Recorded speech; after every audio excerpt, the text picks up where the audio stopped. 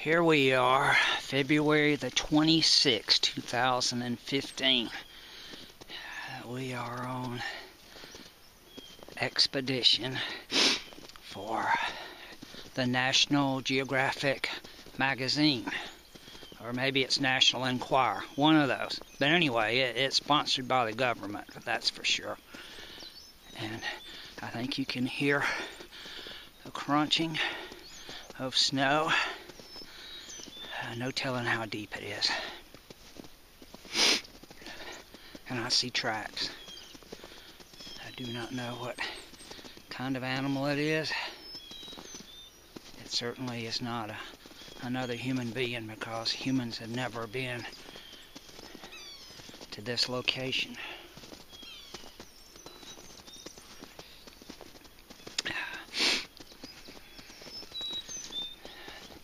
The altitude where we are right now, according to my altimeter that I got at Goodwill store, it says it's about 26,029 feet above mean sea level, and the sea level can be pretty mean sometimes. We've climbed to the very top of Mount Everest without oxygen or climbing gear. I do have on my watch cap, which is required by federal law if you are exploring, whether it's to the highest point on Earth or the lowest depth in the Mariana Trench. But from the top of Mount Everest here, we can see hundreds, if not thousands of feet.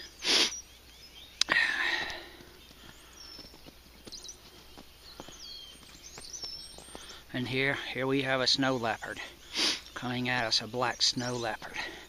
And again, it appears we may be the first humans at this height on foot. Looks like one or two cars have driven up here, but pretty much I think we are standing where no man has stood before. Well, today, before right now. And the snow is so deep, it appears to be close to 26,000 feet deep, because, you know, down at the bottom of Mount Everest here, and there's K2 in the background, it appears to be only, I don't know, maybe 26 feet in elevation, 29 feet, something like that. I should have gone with a $2 altimeter. And either it's snowing or some birds. Actually, I think it's birds or landing in tree limbs. And here, we'll look at one of these trees over here. This is this tree is, I don't know, maybe 200 feet tall, yet only 4 or 5 feet is emerging from the deep snow here at Mount Washington, Maine. According to the Weather Channel, it has the worst weather on Earth, but I don't think they've been to Cassville. My trusty snow leopard is at my feet, trying to trip me.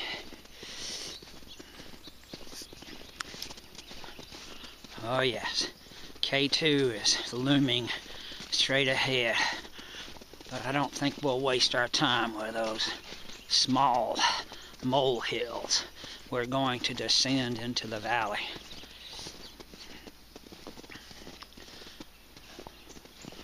Perhaps you can hear the snowbirds in the background. Oh yes, look. Apparently some humans have been here and built a stone wall. That wall may be thousands of years old.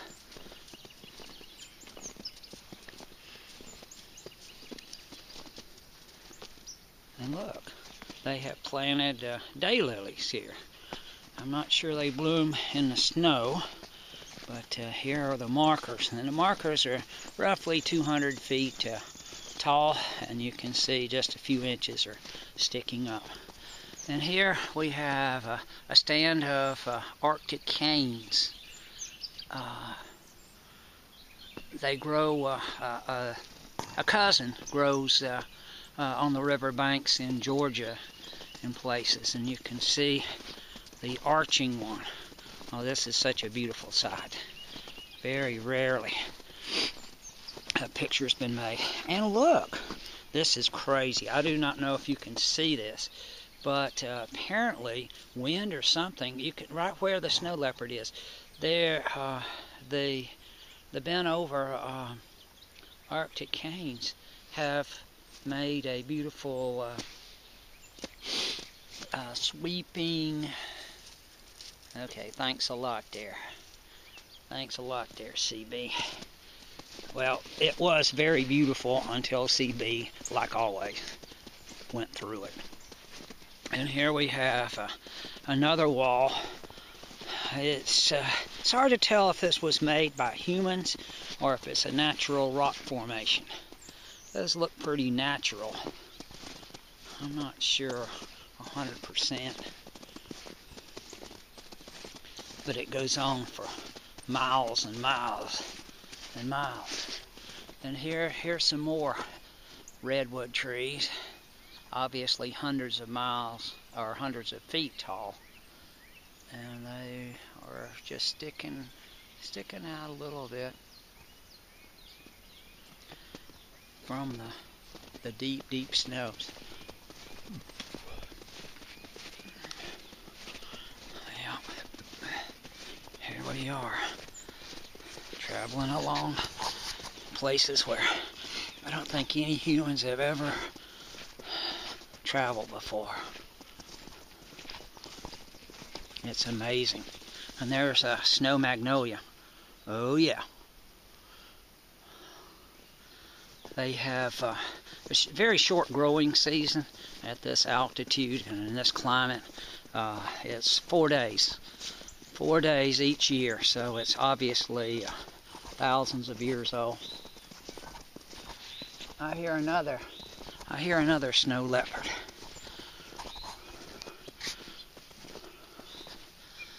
And here are some interesting plants growing as well. This appears to be a corkscrew willow, I think, growing out of a ancient Siberian pot. And there's a Japanese maple that has sprouted up here. Must have been some Japanese explorers who were flying over, not walking here, flying over. And here we see in Peru the mountains, the Andes Mountains, Machu Picchu, created by, they say, humans, maybe hundreds or thousands of years ago. And they built walls, 1, 2, 3, 4, 5 walls that are snow covered now. I hear the cry of a snow leopard in the background, wanting food. I hope not human food. Oh, and there goes a hawk. Can you see the hawk flying, looking for breakfast? And there's a rare blue, well, I guess it's blue because it's so cold. My thermometer that I got at Walmart, temperature gauge is what the guy on the radio calls it, that I got at Walmart, it measures about 32 degrees of frost. You can look that up, and that means 32 degrees below freezing, which would put us about 0. And here's some beautiful trees transplanted from the mountains. Hemlocks. Well, actually, that one's a white pine tree, but looming in the background are two hemlocks. And there comes that brave companion of mine. And look, we have spotted a snow chicken, snow rooster. No, he's not spotted. He's got sort of stripes.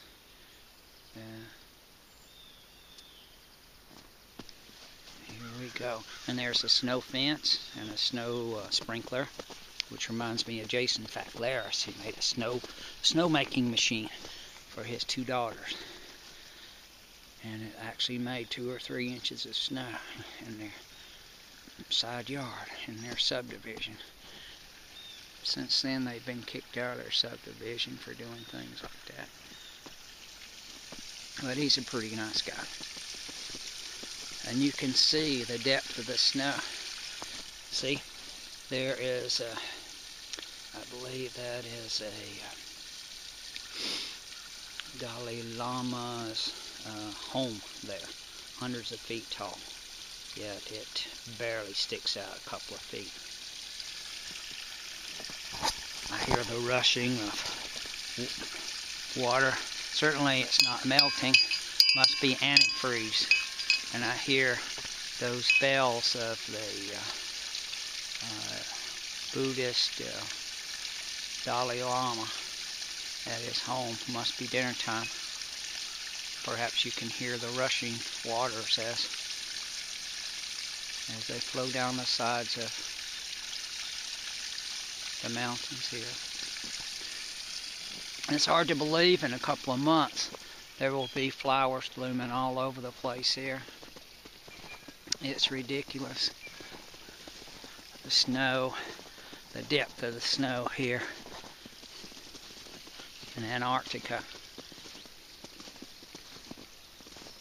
Can you see the size of this snow leopard here? This is incredible. I don't want to get too close, I might spook it.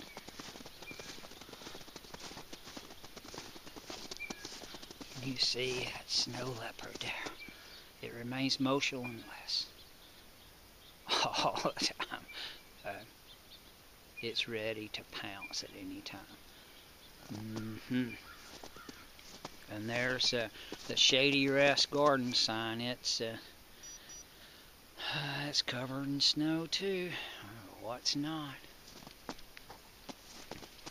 Now we're going to head up an even higher mountain.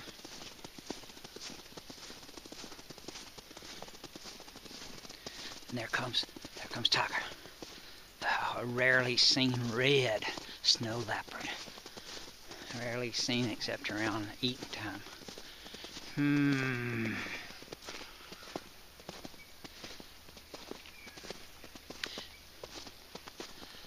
We are climbing and climbing and climbing.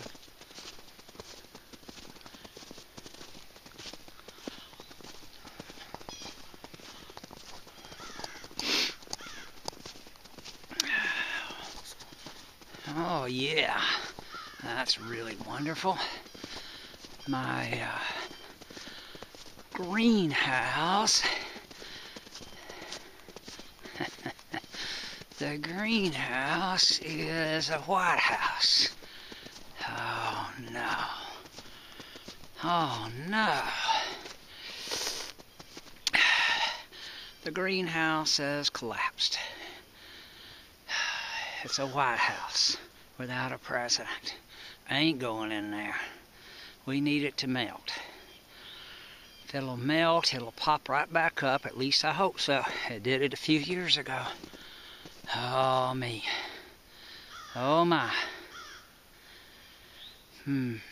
Well, we can see what, we can dream what it might look like.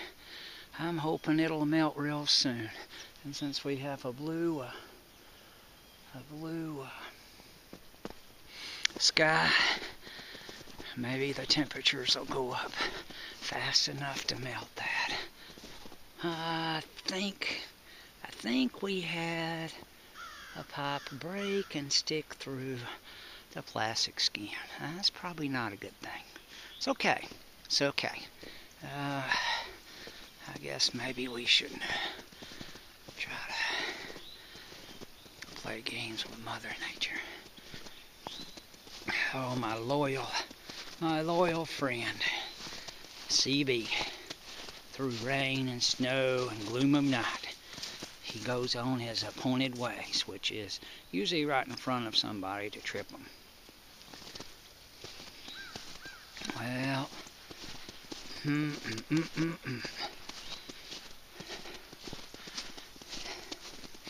now we are descending into the valley. I think this is the Central Valley of California, where a bunch of farming goes on.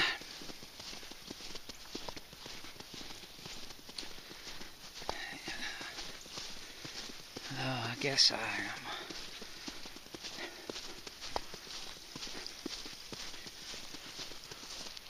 thinking these things are going to be blooming like wild in the middle of April. We'll see.